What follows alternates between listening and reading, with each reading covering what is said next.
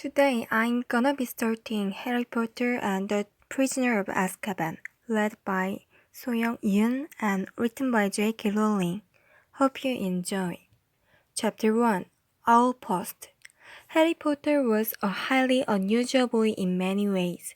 For one thing, he hated the summer holidays more than any other time of year. For another, he really wanted to do his homework, but was forced to do it in secret in the dead of night. And he also happened to be a wizard. It was nearly midnight, and he was lying on his stomach in bed, the blankets drawn right over his head like a tent, a flashlight in one hand, and a large leather-bound book, A History of Magic by Bathilda Bagshot, propped open against the pillow. Harry moved the tip of his eagle feather quill down the page, frowning as he looked for something that would help him write his essay, which burning in the 13th century was completely pointless discuss. The quill paused at the top of a likely-looking paragraph. Harry pushed his round glasses up the bridge of his nose, moved his flashlight closer to the book, and read. Non-magic people, more commonly known as muggles, were particularly afraid of magic in medieval times, but not very good at recognizing it. On the rare occasion that they did catch a real witch or wizard, burning had no effect whatsoever. The witch or wizard would perform a basic flame-freezing charm and then pretend to shriek with pain while enjoying a gentle tickling sensation. Indeed, Wendelin the Weird enjoyed being burned so much that she allowed herself to be cut no less than 37 times in various disguises. Harry put his quill between his teeth and reached underneath his pillow for his ink bottle and a roll of parchment. Slowly and very carefully, he unscrewed the ink bottle, dipped his quill into it, and began to write, pausing every now and then to listen, because if any of the Dursleys heard the scratching of his quill on their way to the bathroom, he would probably find himself locked in the cupboard under the stairs for the rest of the summer. The Dursley family of number 4, Private Drive, was the reason that Harry never enjoyed his summer holidays. Uncle Vernon, Aunt Petunia, and their son, Dudley, were Harry's only living relatives. They were muggles, and they had a very medieval attitude toward magic. Harry's dead parents, who had been a witch and wizard themselves, were never mentioned under the Dudley's roof. For years, Aunt Petunia and Uncle Vernon had hoped that if they kept Harry as downtrodden as possible, they would be able to squash the magic out of him. To their fury, they had been unsuccessful.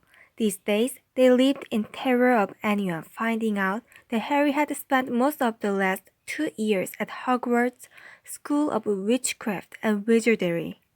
The most they could do, however, was to lock away Harry's spellbooks, wand, cauldron, and broomstick at the start of the summer break, and forbid him to talk to the neighbors. This separation from his spellbooks had been a real problem for Harry, because his teachers at Hogwarts had given him a lot of holiday work. One of the essays, a particularly nasty one about shrinking potions, was for Harry's least favorite teacher, Professor Snape, who would be delighted to have an excuse to give Harry detention for a month. Harry had therefore seized his chance in the first week of the holidays, while Uncle Vernon, Aunt Petunia, and Dudley had gone out into the front garden to admire Uncle Vernon's new company car in very loud voices, so that the rest of the street would notice it too. Harry had crept downstairs, picked the lock on the cupboard under the stairs, grabbed some of his books, and hidden them in his bedroom. As long as he didn't leave spots of ink on the sheets, the Dursleys need never know that he was studying magic by night. Harry was particularly keen to avoid trouble with his aunt and uncle at the moment, as they were already in an especially bad mood with him. all because he would receive a telephone call from a fellow wizard one week into the school vacation, Ron Weasley, who was one of Harry's best friends at Hogwarts, came from a whole family of wizards.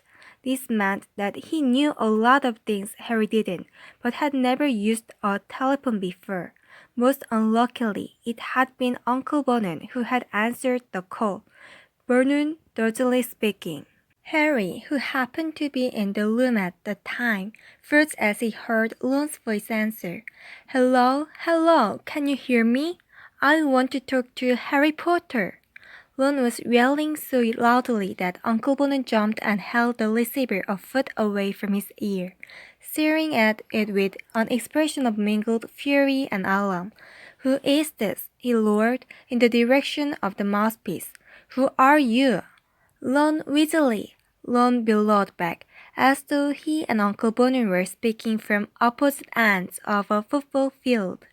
I am a friend of Harry's from school. Uncle Vernon's small eyes swiveled around to Harry, who was rooted to the spot. There is no Harry Potter here, he roared, now holding the receiver at arm's length, as though frightened it might explode. I don't know what school you are talking about. Never contact me again. Don't you come near my family. And he threw the receiver back onto the telephone, as if dropping a poisonous spider. The fight that had followed had been one of the worst ever. How dare you give this number to people like you? Uncle Vernon had roared, spraying Harry with spit. Ron obviously realized that he had gotten Harry into trouble because he hadn't called again. Harry's other best friend from Hogwarts, Hermione Granger, hadn't been in touch either. Harry suspected that Ron had warned Hermione not to call, which was a pity because Hermione, the cleverest witch in Harry's ear, had Muggle parents, knew perfectly well how to use a telephone, and would probably have had enough sense not to say that she went to Hogwarts. So Harry had had no word from any of his wizarding friends for 5 long weeks, and this summer was turning out to be almost as bad as the last one. There was just one very small improvement. After swearing that he wouldn't use her to send letters to any of his friends, Harry had been allowed to let his owl, Hedwig, out at night.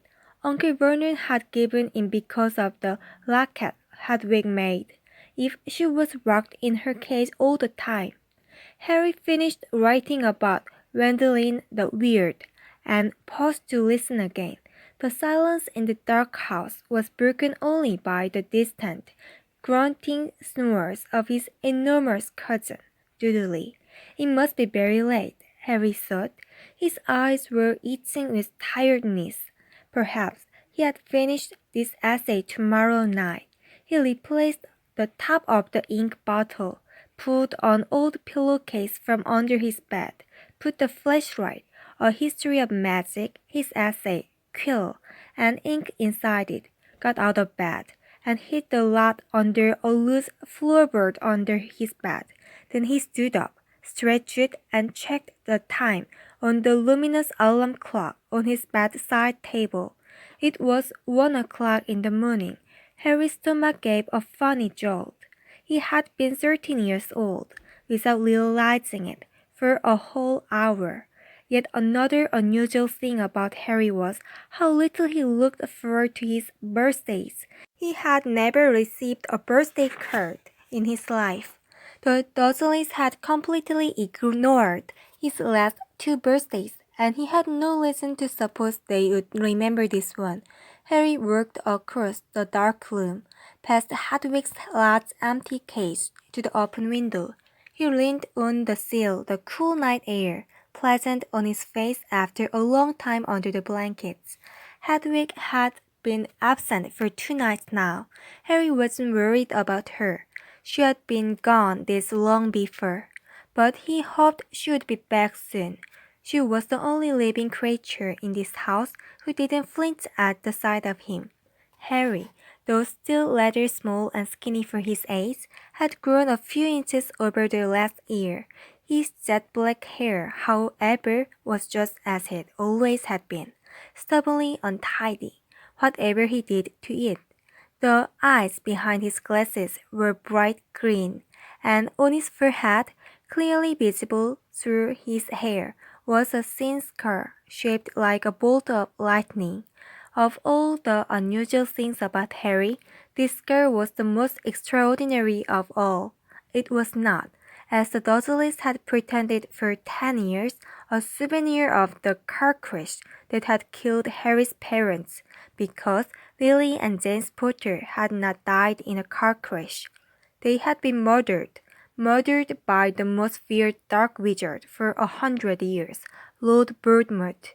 Harry had escaped from the same attack with nothing more than a scar on his forehead, where Voldemort's curse, instead of killing him, had rebounded upon its originator. Barely alive, Voldemort had fled. But Harry had come face to face with him at Hogwarts, remembering their last meeting. As he stood at the dark window, Harry had to admit he was lucky even to have reached his 13th birthday. He scanned the starry sky for a sign of Hedwig, perhaps soaring back to him with a dead mouse dangling from her beak, expecting praise. Gazing absently over the rooftops, it was a few seconds before Harry realized what he was seeing. Silhouetted against the golden moon, and growing larger every moment, was a large, strangely lopsided creature, and it was flapping in Harry's direction. He stood quite still, watching it sink lower and lower. For a split second he hesitated, his hand on the window ledge, wondering whether to slam it shut. But then the bizarre creature soared over one of the street lamps of Private Drive, and Harry, realizing what it was, leapt aside. Through the window soared 3 owls, 2 of them holding up the third, which appeared to be unconscious. They landed with a soft thump on Harry's bed, and the middle owl, which was large and gray, keeled right over and lay motionless. There was a large package tied to its legs. Harry recognized the unconscious owl at once. His name was Errol, and he belonged to the Weasley family. Harry dashed to the bed, untied the cords around Errol's legs, took off the parcel, and then carried Errol to Hedwig's cage. Errol opened one bleary eye, gave a feeble hoot of thanks, and began to gulp some water. Harry turned back to the remaining owls. One of them, the large snowy female, was his own Hedwig. She too was carrying a parcel and looked extremely pleased with herself. She gave Harry an affectionate nip with her beak, and as he removed her burden, then flew across the room to join Errol. Harry didn't recognize the third one, a handsome tawny one, but he knew at once where it had come from, because in addition to a third package, it was carrying a letter bearing the Hogwarts crest. When Harry relieved this owl of its burden, it ruffled its feathers importantly, stretched its wings, and took off through the window into the night. Harry sat down on his bed and grabbed Errol's package, ripped off the brown paper, and discovered a present wrapped in gold, and his first ever birthday card. Fingers trembling slightly, he opened the envelope. 2 pieces of paper fell out, a letter and a newspaper clipping. The clipping had clearly come out of Wizarding newspaper, the Daily Prophet, because the people in the black and white picture were moving. Harry picked up and clipping, smoothed it out, and read, Ministry of Magic employee scoops grand prize. Arthur Weasley head up the Misuse of Muggle Artifacts Office at the Ministry of Magic, has won the annual Daily Perfect Grand Prize Gallon Draw. A delighted Mr. Weasley told the Daily Perfect, "We will be spending the gold on a summer holiday in Egypt, where our eldest son, Bill, works as a curse breaker for Gringotts Wizarding Bank. The Weasley family will be spending a month in Egypt, returning for the start of the new school year at Hogwarts, which 5 of the Weasley children currently attend. Harry scanned the moving photograph and a grin spread across his face as he saw all 9 of the Weasleys waving furiously at him, standing in front of a large pyramid. Plump little Mrs. Weasley, tall, balding Mr. Weasley, 6 sons, and 1 daughter, all, though the black and white picture didn't show it, with flaming red hair. Right in the middle of the picture was Ron, tall and gangly, with his pet lad, Scabbers, on his shoulder and his arm around his little sister, Ginny. Harry couldn't think of anyone who deserved to win a large pile of gold more than the Weasleys, who were very nice and extremely poor. He picked up Ron's letter and unfolded it. Dear Harry, happy birthday. Look, I'm really sorry about the telephone call. I hope the Muggles didn't give you a hard time. I asked Dad, and he reckons I shouldn't have shouted. It's amazing here in Egypt. Bill's taken us around all the tombs, and you wouldn't believe the curses those old Egyptian wizards put on them. Mom wouldn't let Ginny come in the last one. There were all these mutant skeletons in there of Muggles who had broken in and grown extra heads and stuff. I couldn't believe it when Dad won the Daily Purpose draw. 700 gallons. Most of it's gone on this trip, but they are going to buy me a new one for next year. Harry remembered only too well the occasion when Ron's old one had snapped. It had happened when the car the 2 of them had been flying to Hogwarts had crashed into a tree on the school grounds. We will be back about a week before term starts, and we'll be going up to London to get my wand and our new books. Any chance of meeting you there? Don't let the Muggles get you down. Try and come to London. P.S. Percy's hat boy. He got a letter last week. Harry glanced back at the photograph. Percy, who was in his 7th and final year at Hogwarts, was looking particularly smug. He had pinned his hat boy badge to the fez perched jauntily on top of his neat hair, his horn-rimmed glasses flashing in the Egyptian sun. Harry now turned to his present and unwrapped it. Inside was what looked like a miniature glass spinning top. There was another note from Ron beneath it. Harry, this is a pocket sneakoscope. If there's someone untrustworthy around, it has supposed to light up and spin. Bill says it's rubbish, sold for wizard tourists, and isn't reliable, because it kept lighting up at dinner last night. But he didn't realize Fred and George had put beetles in his soup. Bye. Harry put the pocket sneakoscope on his bedside table, where it stood quite still, balanced on its point, reflecting the luminous hands of his clock. He looked at it happily for a few seconds, then picked up the parcel Hedwig had brought. Inside this, too, there was a wrapped present, a card and a letter, this time from Hermione. Dear Harry, Ron wrote to me and told me about his phone call to your Uncle Vernon. I do hope you're alright. I'm on holiday in France at the moment, and I didn't know how I was going to send this to you. What if they had opened it at customs? But then Hedwig turned up. I think she wanted to make sure you got something for your birthday for a change. I bought your present by owl order. There was an advertisement in the Daily Prophet. I have been getting it delivered. It's so good to keep up with what's going on in the wizarding world. Did you see that picture of Ron and his family a week ago? I bet he's learning lots. I'm really jealous. The ancient Egyptian wizards were fascinating. There's something interesting local history of witchcraft here, too.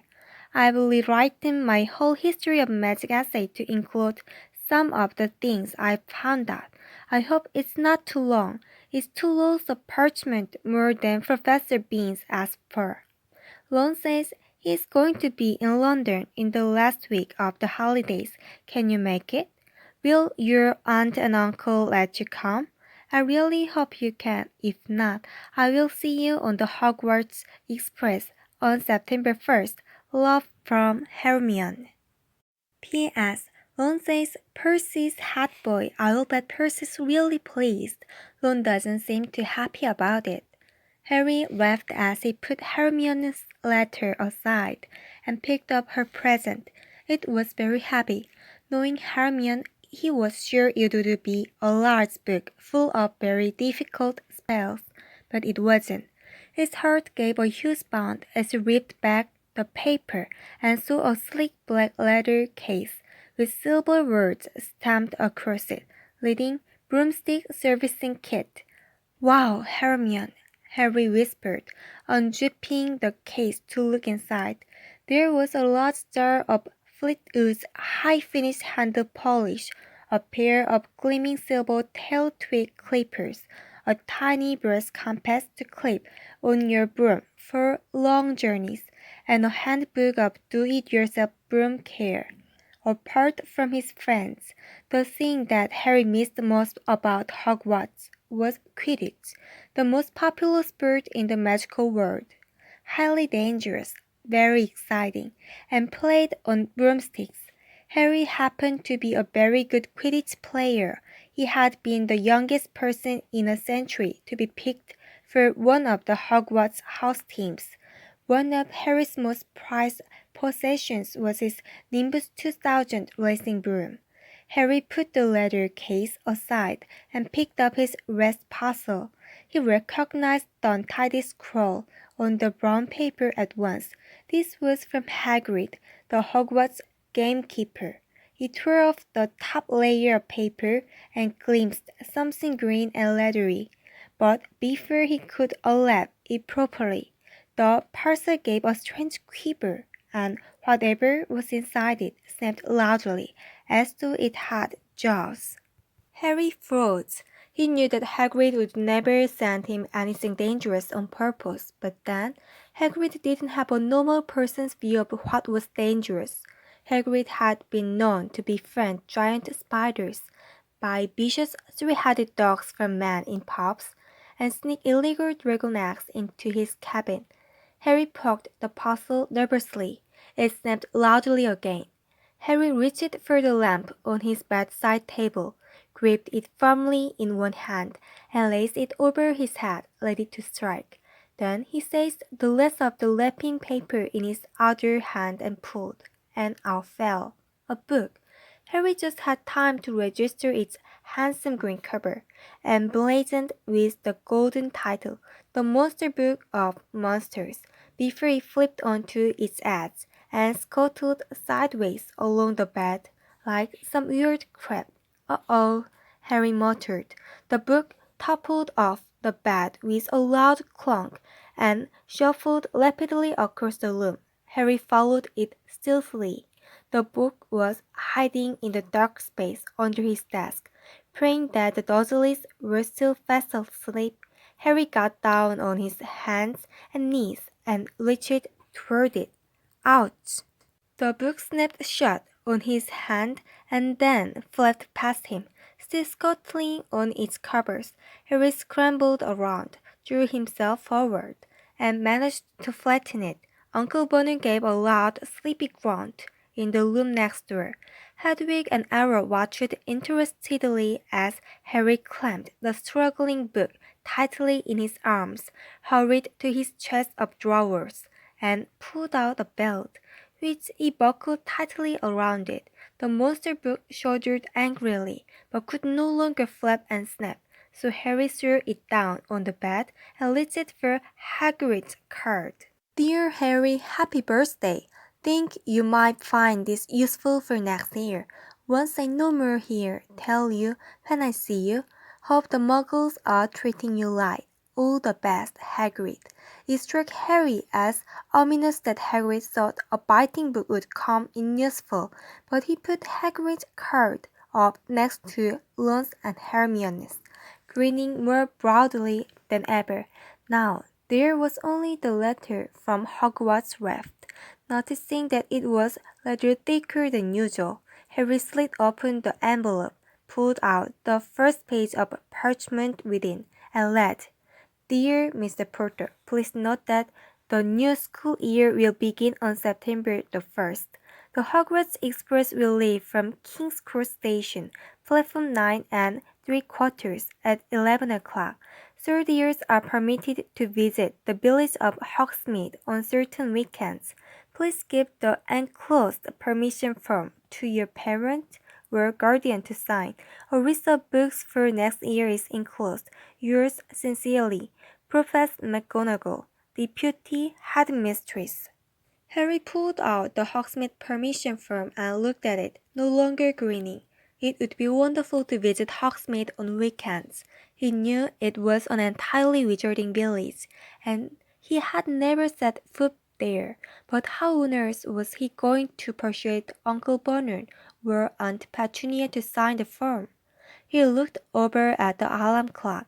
It was now 2 o'clock in the morning. Deciding that he would worry about the Hogsmeade firm when he woke up, Harry got back into bed and lit it up to cross off another day on the chart he would made for himself, counting down the days left until his return to Hogwarts. Then he took off his glasses and lay down, eyes open, facing his 3 birthday cards.